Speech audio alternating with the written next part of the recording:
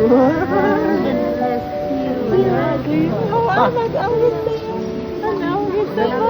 you.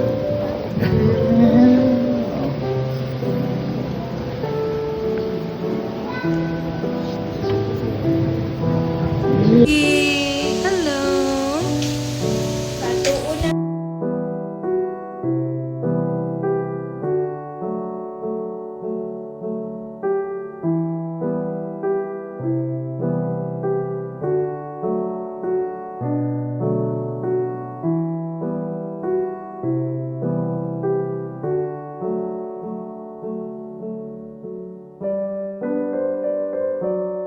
She is a gift from above. Wow. Hi, baby. Good morning. Wakey, wakey. Grandparents. So I hope they're here and they're willing to come here on the floors. Pinili and Cass family, good morning. So, narapoy gamay nga Wow, prepared. Both sides. Akong kumpares, kumares, ayang mga gisunog kayang kaliwatan.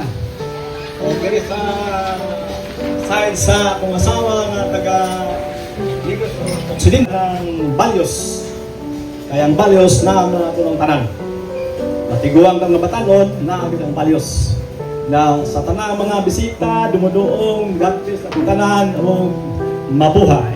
Thank you. Sa lahat. Thank you sa akong hinablo. Dako kang para sa imong ginikanan, mama o papa nga very bright and so po may akong gusto ni Ulanda.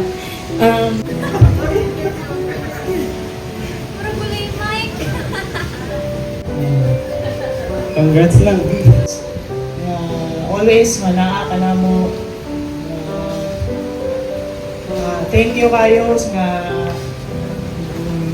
gihatagan mi ninyo good start sa life. Kanhi sa pag-witness sa baptism sa christening ni Baby Lucy. Thank you kayo sa pinili family, Yap, and mga among friends, Shorties, AGF. O ang mga Madamisita family, thank you guys pagani. And akong i-wish or ako ang iampo na si Lucy magdako na ay kahadlok sa Ginoo, na ay disiplina o basta parehag pamatasan sa yaninahan. Okay, ngayon pamatasan si Lucy.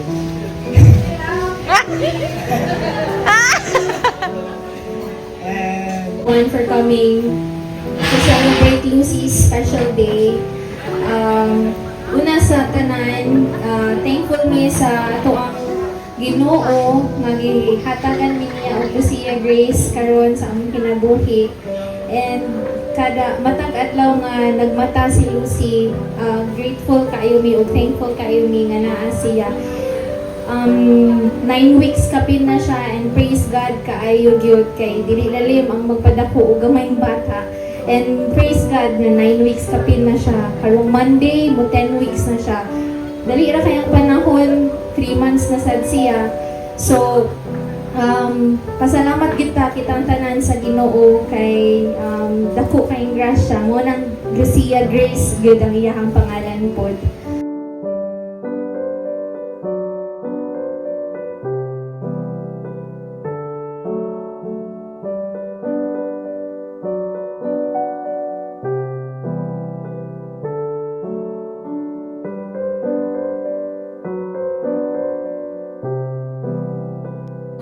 Please come here in front for the picture taking.